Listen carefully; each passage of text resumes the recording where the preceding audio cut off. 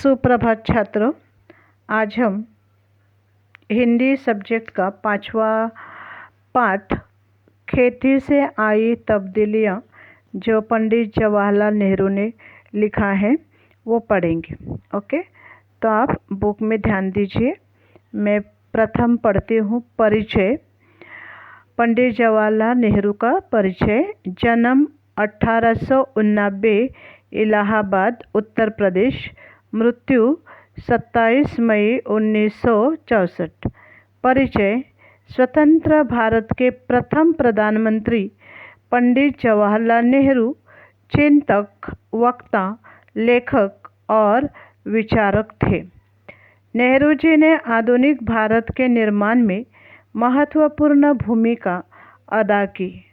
आपने विज्ञान और प्रौद्योगिकी के विकास को प्रोत्साहित किया। प्रमुख कृतियाँ: एक आत्मकथा, दुनिया के इतिहास का स्थूल दर्शन, भारत की खोज, पिता के पत्र, पुत्री के नाम आदि। गद्य संबंधी। प्रस्तुत पत्र जवाहरलाल नेहरू ने अपनी पुत्री इंदिरा को लिखा है। इस पत्र में आदिम अवस्था से आगे बढ़कर खेती के माध्यम से हुई मानवीय सभ्यता के क्रमिक विकास को बताया गया है। यहाँ नेहरू जी ने अमीर गरीब के मानदंड एवं बचत प्रणाली को सुंदर ढंग से समझाया है। ओके, तो ये इस पाठ के लेखक पंडित जवाहरलाल नेहरू जी का परिचय था और उन्होंने जो पाठ हमें पढ़ने के लिए दिया है उस पाठ के बारे में यानी गद्य के बारे में शॉर्ट में बताया है कि नेहरू जी कहते हैं कि आदि मानव यानी जिन्हें स्टोन एज पीपल कहते हैं कि उनके रहन सहन और उनका तरीके का वर्णन उन्होंने किया है। मनुष्य खेती करना सीखा और धीरे धीरे सभ्यता का विकास हुआ। साथ ही लेखक ने मानव समाज में सर्वत्र व्याप्त अमीरी और गरीबी के बीच की दूरी और बचत प्रणाली पर भी प्रकाश डाला है। तो मैं एक एक पैराग्राफ पढ़ के आपको स्पष्टीकरण देती हूँ। बुक में ध्यान देना है। तो पंडित जवाहरलाल नेहरू की बेटी इंदिरा गांधी यानी इंदिरा जी को उन्होंने पत्र लिखा है और पत्र में क्या लिखा है देखो। वे अपनी बेटी को लिखते हैं, प्रिय बेटी इंदिरा, अपने पिछले खत यानी लेटर पत्र में मैंने कामों के अलग अलग किए जाने का कुछ हल बतलाया था, यानी अलग अलग काम कैसे किए जाते हैं उसका हल यानी एक प्रकार का सलूशन आपको बतलाया था। बिल्कुल शुरू में जब आदमी सिर्फ शिकार पर गुजर बसर करता था, काम बटे हुए न थे। अभी आपने भी हिस्ट्री में पढ़ा है कि स्टोन एज पीपल जो थे वो उन्हें शिकार के अलावा यानी हंटिंग के अलावा और दूसरा काम बिल्कुल मालूम नहीं था और इसीलिए किसी का काम बटा हुआ नहीं था। सब एक ही काम करते थे और वो था शिकार करना। हर एक आदमी शिकार करता था और मुश्किल से खाने भर को पाता था, यानी दिन भर जंगल में घूम घूम के कभी कभार उन्हें मुश्किल से यानी बहुत मुश्किल से खाने के लिए थोड़ा बहुत कुछ मिलता था। सबसे पहले मर्द यानी जेंट्स आदमी मर्दों और औरतों के बीच में काम बंटना शुरू हुआ होगा। मर्द शिकार करता होगा और औरत घर में रहकर बच्चों और पालतू जानवरों की निगरानी करती होगी। तो नेहरू जी क्या कहते हैं कि सबसे पहले काम सिर्फ दो ही इंसानों में यानी जाति में बांटा हुआ था। वो था कि मर्द यानी घर के आदमी लोग शिकार के लिए जाते होंगे और औरत है यानी लेडी जो है वो घर में रहकर अपने बच्चों को पालती थी और जो पालतू जानवर यानी जो डोमेस्टिक एनिमल्स है उन्हें पालती थी, उनकी निगरानी करती थी। निगरानी करना यानी देखभाल करना। जब आदमियों ने खेती करना सीखा तो बहुत सी नई नई बातें निकली, और जब आदमी ने खेती करना यानी फार्मिंग करना सीखा तभी उसने अलग अलग नई नई बातें सीखी। पहली बात यह हुई कि काम कई हिस्सों में बंट गए, यानी कामों को अलग अलग भागों में हिस्सों में बांटा गया यानी डिस्ट्रीब्यूट किया गया। कुछ लोग शिकार खेलते और कुछ खेती करते और हल चलाते। अभी ये काम कैसे बांटा कि कुछ लोग शिकार करने के लिए जाते थे तो कुछ खेती में काम करते थे और कुछ हल चलाते थे। हल यानी खेती करने के लिए जो औजार जिन्हें कहते हैं, जो इंस्ट्रूमेंट यूज़ करते हैं उसे कहते हैं हल। तो कुछ लोग हल चलाते थे। जो जो दिन गुजरते आए गए आदमियों ने नए नए पेशे सीखे और उनमें पक्के हो गए। मीन्स जैसे दिन निकलते गए, जिन्हें हम कहते हैं कि जैसा ज़माना बदलता गया, लोग अलग अलग नए नए काम के तरीके सीखे, नए पेशे यानी अलग अलग हिस्सों में, मतलब जिन्हें हम कहते, पेशा का मतलब है ऑक्यूपेशन, कि उसका जो काम है वो बांटा गया, कहाँ कहाँ काम करना है, कौन सा काम करना है। ये सब लोगों ने उसके नए तरीके सीखे और उनमें पक्के भी हो गए, मतलब उनमें वो एक्सपर्ट्स भी हो गए। खेती करने का दूसरा अच्छा नतीजा यह हुआ कि गांव और कस्बे बने। गांव यानी छोटे छोटे विलेजेस जिन्हें हम कहते हैं, और कस्बा का मतलब है कि ऐसा गांव कि वो गांव से बड़ा होता है और शहर से छोटा। मतलब ना उसे हम शहर बोल सकते हैं और ना उसे हम गांव बोल सकते हैं। ऐसी जो एरिया होती है उसे कहते हैं कस्बा। तो ये जब इंसान यानी जब लोग खेती करने लगे तभी ये गाँवों, अलग अलग गांव और अलग अलग कस्बे बन गए। लोग इनमें आबाद होने लगे यानी रहने लगे। खेती के पहले लोग इधर उधर घूमते फिरते थे और शिकार करते थे। यानी सबसे पहले जब लोग खाली शिकार करते थे तभी लोग एक जगह रहते नहीं थे। उनका एक परमानेंट ऐसा प्लेस, रहने का प्लेस नहीं था, तो लोग घूमते रहते थे। ये आज यहाँ तो दूसरे दिन दूसरे कहीं, ऐसे वो घूमते रहते थे। लेकिन जब खेती करना शुरू हुआ तब लोग एक जगह टिके रहने लगे। उनके लिए एक जगह रहना ज़रूरी नहीं था। वो कब, जब वो शिकार करते थे ना, तभी उनको एक जगह रहना ज़रूरी नहीं था। शिकार हर एक जगह मिल जाता था। इसके सिवा उन्हें गायों, बकरियों और अपने दूसरे जानवरों की वजह से इधर उधर घूमना पड़ता था। इन जानवरों के चराने के लिए चरागाहों की ज़रूरत थी। चरागाहों का मतलब है जहाँ जिस जगह ऐसे गाय भैंस के लिए चारा मिलता है यानी ग्रास, कि उनके लिए जहाँ चारा मिलता है ऐसी जगह को चरागाहों कहते हैं। तो ये लोग क्यों घूमते थे? क्योंकि उनके पास जो डोमेस्टिक एनिमल थे, मतलब गाय भैंस जैसे एनिमल थे, उनको उनके लिए चारा ढूंढने के लिए वो एक जगह से दूसरी जगह घूमते थे और साथ में वो शिकार भी करते थे। एक जगह कुछ दिनों तक चरने के बाद ज़मीन में जानवरों के लिए काफ़ी घास पैदा नहीं होती थी और सारी जाति को दूसरी जगह जाना पड़ता था। मतलब जैसे घास की, चारे की कमी पड़ती थी, ये दूसरी जगह जाते थे। जब लोगों को खेती करना आ गया तो उनका ज़मीन के पास रहना ज़रूरी हो गया। और जब धीरे धीरे समय या ज़माना बदलता गया और लोगों को जब खेती करना आ गया तब उनको ये बात समझ में आई कि अभी हमको एक जगह ठहरना यानी एक ही जगह रहना ये हमारी ज़रूरत है, क्योंकि जिस जगह खेती करते हैं उसी जगह उनको रहना ज़रूरी था। ज़मीन को जोत बोकर वे छोड़ नहीं सकते थे। यानी ज़मीन में खेती करने के लिए यदि उन्होंने ज़मीन को जोतना यानी प्लाव करना, कि ज़मीन को उखाड़ना, वहाँ कुछ पौधे बोना, वो सब काम करने के बाद उस जगह को छोड़ नहीं सकते थे। उन्हें साल भर तक लगातार खेती का काम लगा ही रहता था और इस तरह गांव और शहर बन गए।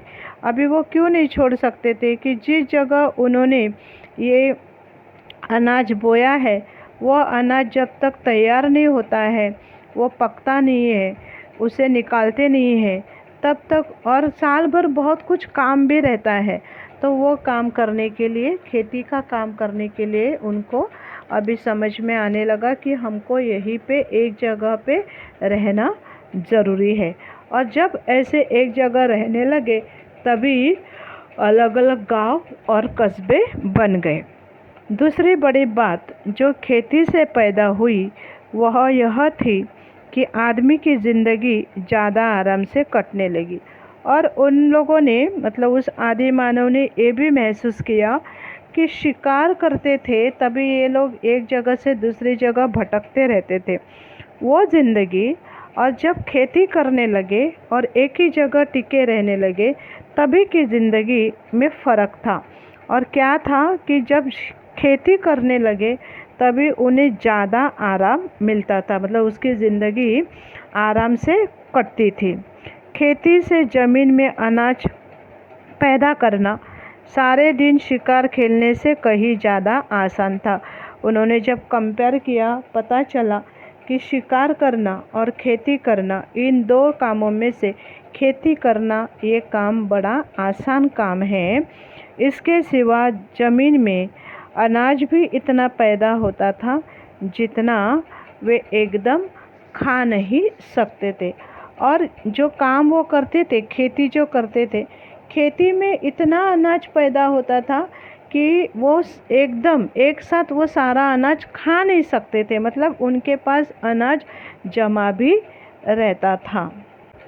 उनके लिए इतना अनाज पैदा होता था कि वो सारा अनाज वो एक साथ खा नहीं सकते थे और उनके पास बचा रहता था, और इसीलिए वे सुरक्षित भी रहते थे। मतलब उनकी ज़िंदगी अभी ज़्यादा अच्छी बनी थी या ज़्यादा सुरक्षित बनी थी।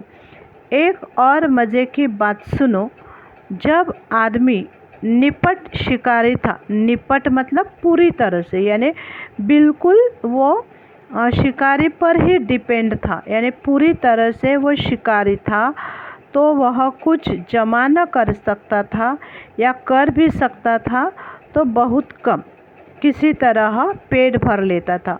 तो यहाँ नेहरू जी इंदिरा जी को कहते हैं कि इसमें, मतलब जैसे खेती करने से जो तब्दीलियाँ का मतलब है परिवर्तन, चेंजेस, जो चेंजेस आया था वो एक चेंजेस ऐसा था कि लोग जब शिकार करते थे तभी उनके पास जमा कुछ भी नहीं रहता था। यानी जैसे उन्होंने एक जानवर की शिकार की, उस जानवर के मांस को वो खा के अपना पेट भरते थे, उनके पास कुछ जमा नहीं रहता था, कुछ खाली मतलब बचा नहीं रहता था, थोड़ा बहुत बचता था वो उसी दिन खा के ख़त्म करते थे, यानी कल के लिए उनके पास कुछ भी नहीं रहता था। कैसे करके अपना पेट भर लेते थे।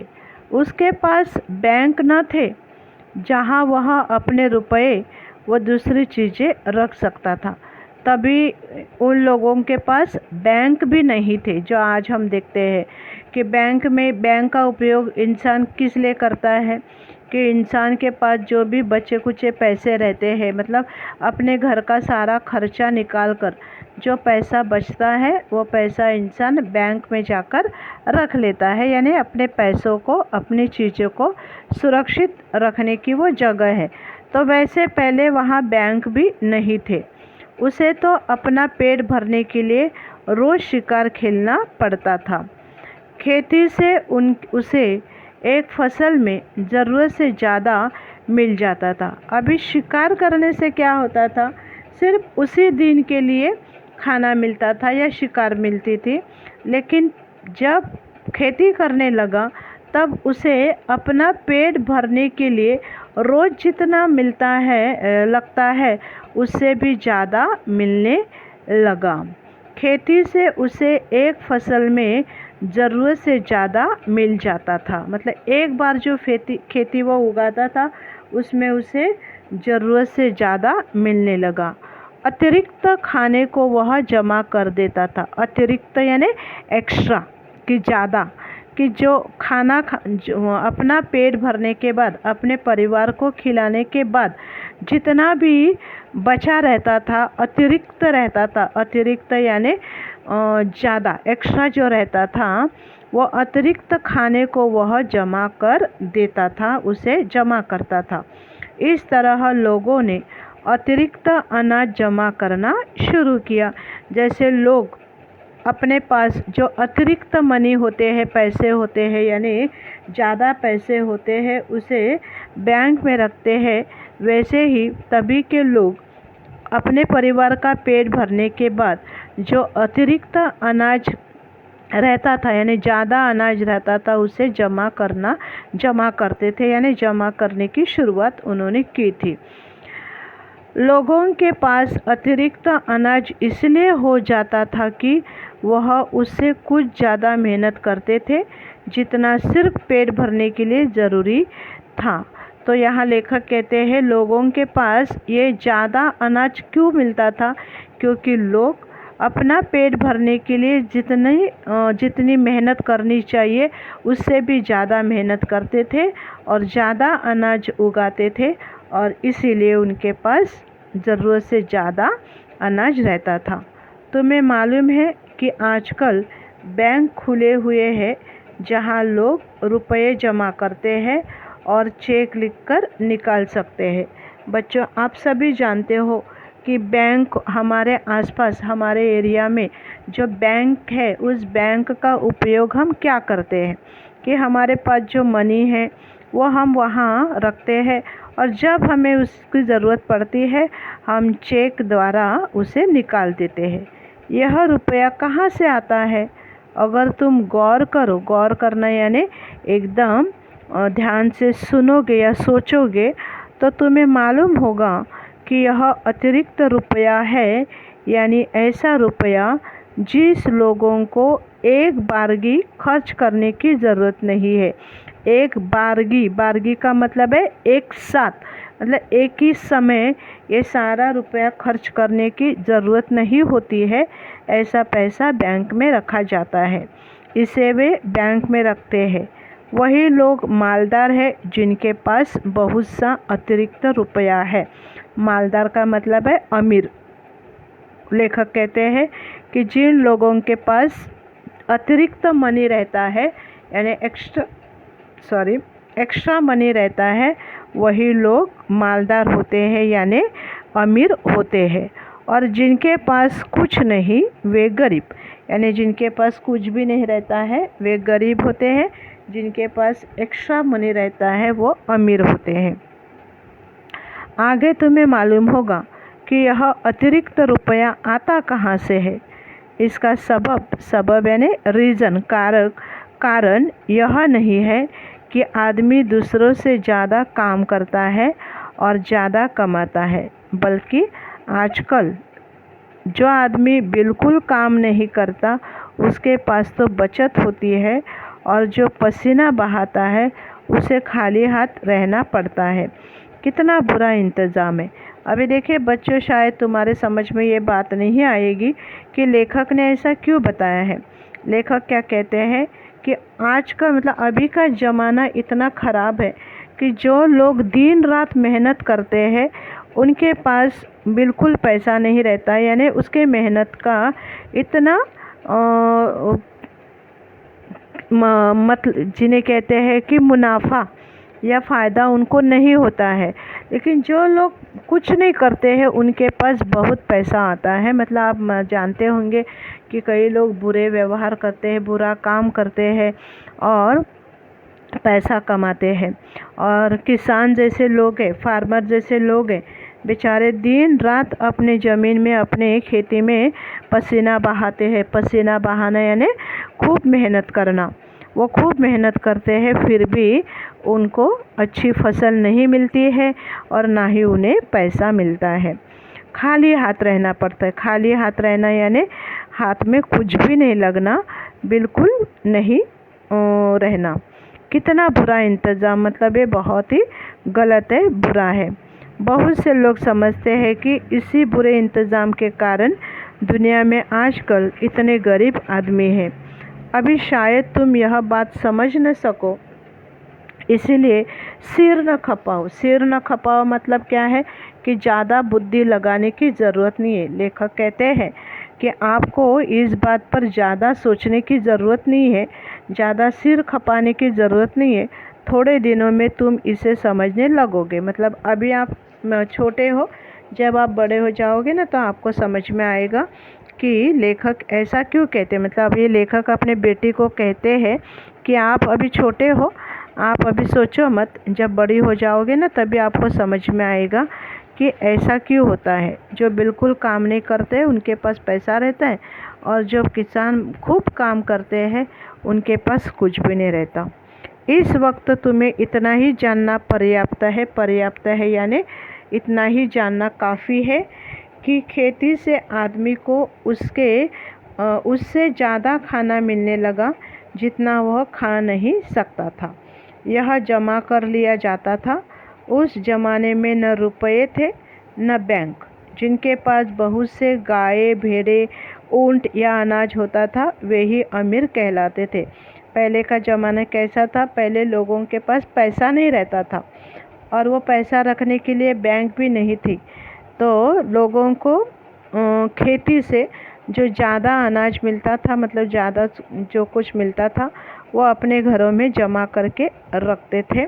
और जिन वहाँ के मतलब तभी के ज़माने में अमीर किसको कहा जाता था कि जिनके पास बहुत सारे गाय, मतलब काउस, भेड़े या ऊँट वगैरह रहते थे, ऐसे लोगों को अमीर कहलाया जाता था। तुम्हारा पिता जवाहरलाल नेहरू यानी इंदिरा जी को पंडित जवाहरलाल नेहरू ये पत्र लिखकर उन्हें समझाते हैं कि खेती करने से लोगों के जीवन में किस प्रकार तब्दीलियाँ यानी परिवर्तन धीरे धीरे आया। ओके बच्चों, तो आप भी ये पाठ समझ चुके होंगे।